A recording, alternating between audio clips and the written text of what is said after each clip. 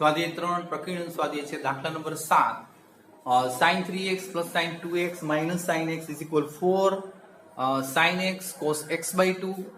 into cos 3x by 2 સાબિત કરવાનું છે આપણે. હવે બાળકો આ રીતે તમને LHS આપ્યું છે, LHS આપણે અહીંથી લઈ લીધું છે. હવે જો આ 3x sin 3x છે એમનો એની સાથે minus sin x લઈ લો અને આ sin 2x જોજો ખાસ sin minus sin આપણું સૂત્ર s minus s 2cs આપણું સૂત્ર s minus s 2cs.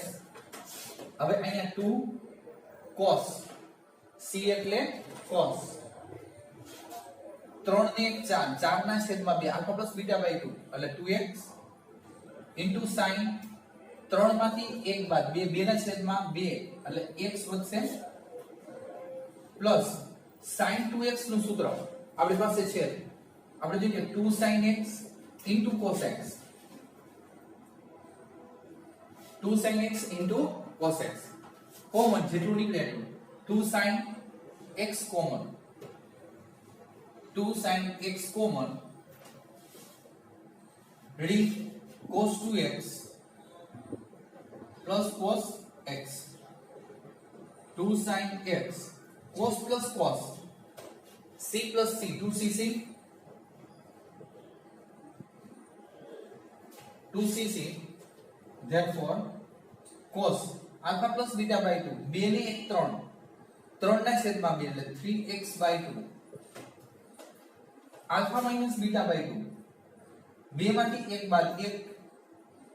x by 2 is equal RHS. જોઈ શકો છો તમે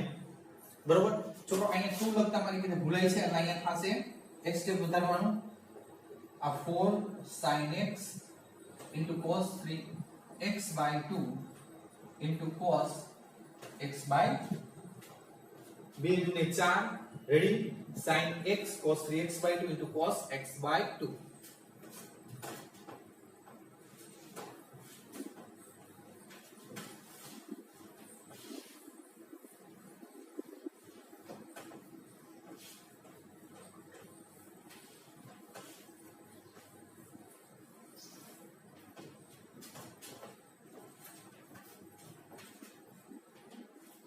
આ સ્વાધ્યાયનો મુખ્ય દાખલા છે દાખલા નંબર 8. નીચેના પ્રત્યેક પ્રશ્ન માટે sin x by 2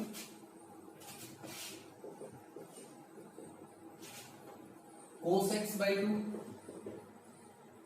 અને tan x by 2 આપણે જોઈએ કે શોધો એમ કહે છે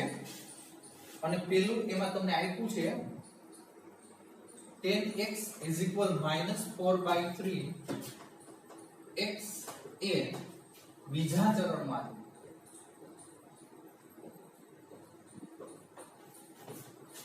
x એ બીજા ચરણમાં છે. બાળકો તમને મેં સૂત્ર લખાયું હતું tan 2x is equal to tan x upon 1 minus tan square x.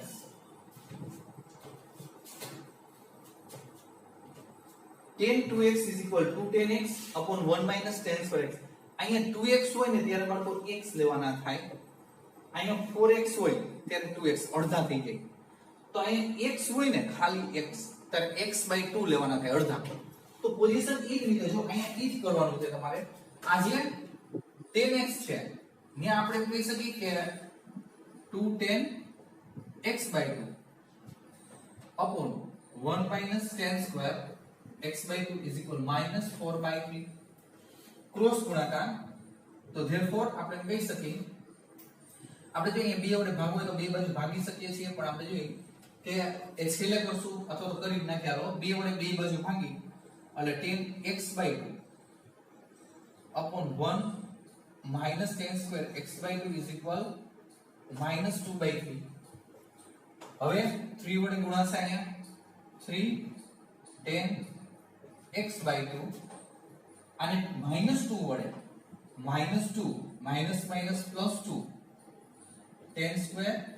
x by 2. જો છોકરા આને એક ગુણ્યા છે ડાયરેક્ટ -2 minus minus plus 2 આપણે જોઈએ કે આને સામેની બાજુ લઈ લઈએ 3x ને તો સ્ક્વેર વાળું પેલા therefore 2 tan square x/2 પછી આ ભાગ લઉં છું પ્લસ છે તો માઈનસ થશે 3 tan x/2 અને -2 પડ્યા છે હવે 2 દુ 4 4 એકા 4 4 માંથી 1 બાદ કરશો એટલે 3 મળશે અવયવ તો આપણે કહી શકીએ કે therefore 2 tan square x/2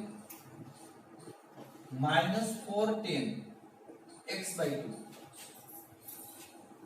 અને 4 એકા 4 4 માંથી 1 બાદ પ્લસ tan x/2 -2 equals 0 પહેલામાંથી આપણે જોઈએ 2 tan x/2 common tan x/2 -2 બીજામાંથી કાંઈ નથી નીકળ્યું બે બાદમાંથી +1 tan x/2 -2 આ બે common tan x/2 -2 2 tan x/2 +1 equals 0 દરેક કૌંસ બરાબર 0 મૂકો tan x/2 -2 is equal 0 2 tan x/2 +1 is equal 0 therefore tan x/2 is equal to થયા 1 પોલી સાઈડ -2 છેદમાં tan x/2 is equal -1/2 હવે તો તમને અસમતા આપેલી છે સોરી x બીજા ચરણમાં છે x બીજા ચરણમાં છે જો આપણે એમ કહી x બીજા ચરણમાં છે therefore x બીજા ચરણમાં છે આપણે એમ કહી કે x બીજા ચરણમાં છે એટલે આપણે દર્શાવવું હોય તો બીજું ચરણ π/2 x π આ બીજું ચરણ થયું એકમ વર્તુળ પ્રમાણે બરોબર આ 0 π/2 આ π આ 3π/2 અને અહીંયા 2π તો બીજું ચરણ અહીંયા જો π/2 થી π x છે બીજા ચરણમાં છે એટલે π/2 to π હવે અહીંયા બરાબર x/2 જો અહીંયા x/2 છે અહીંયા x/2 છે આ x ના લે છેદમાં 2 હોય તો આખી અસમતાને 2 વડે ભાગી નાખવાનું જો આને 2 વડે ભાગશો એટલે π/4 થઈ જશે આ લેસ ધેન આને 2 વડે ભાગો લેસ ધેન આને 2 વડે ભાગો એટલે π/2 તો આ x/2 ક્યાં ચરણમાં થાય ઈ તમારે વિચારવાનું જો π/2 એટલે અંત આવે અહીંયા અંત આવી તો આપણે જો કે 0 થી સ્ટાર્ટ π/2 π/4 હંમેશા અહીંયા આવે વચ્ચે π/2 ના અડધા π/4 થાય π/2 ના અડધા π/4 રેડી તો પ્રથમ ચરણમાં આવે છે x/2 પ્રથમ ચરણમાં છે x/2 પ્રથમ ચરણમાં છે તો પ્રથમ ચરણમાં તો બધા વિધેય ધન હોય બધા વિધેય ધન હોય તો આ ઋણ છે ને ઋણ -1/2 ઋણ છે તે શક્ય નથી તમે સાબિત કરી દીધું આ શક્ય નથી ઋણ ના હાલે તો ધન આવશે x/2 2 આવશે તો તમને અહીંયા tan x/2 નું મૂલ્ય મળ્યું હજી sin અને cos ના બાકી છે તો હવે એના માટે આપણે જોઈએ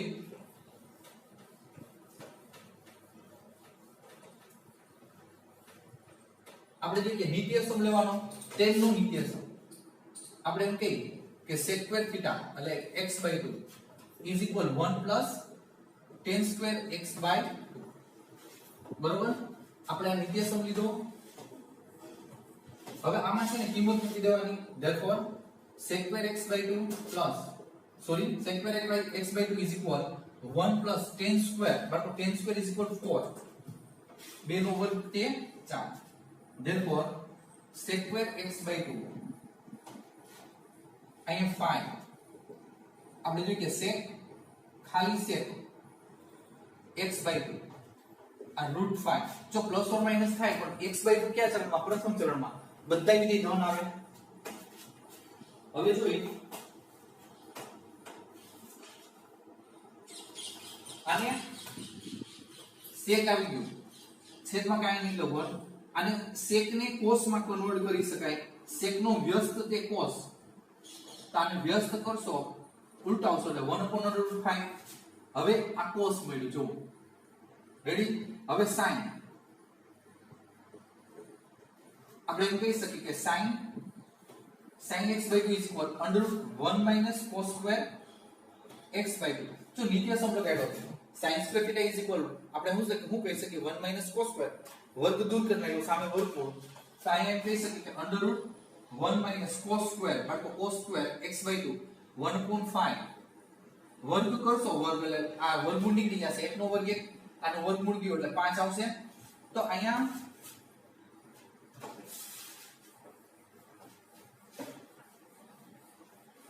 આપણે જોઈએ મિશ્ર સંખ્યા 5 * 5 5 માંથી 1 બાદ એટલે 4 આપણે એવું કહી શકીએ કે અંડર રૂટ 4/5 ફરીથી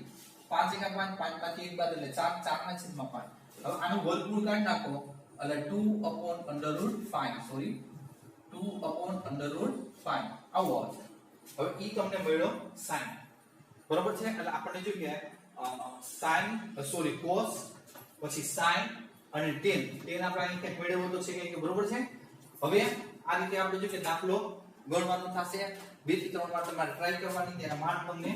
શરૂઆતમાં મગજમાં ઉતરશે પછી યાદ રહી ગયા પછી તો નહીં ભૂલે બરોબર અહીં સુધી આપણે જોઈશું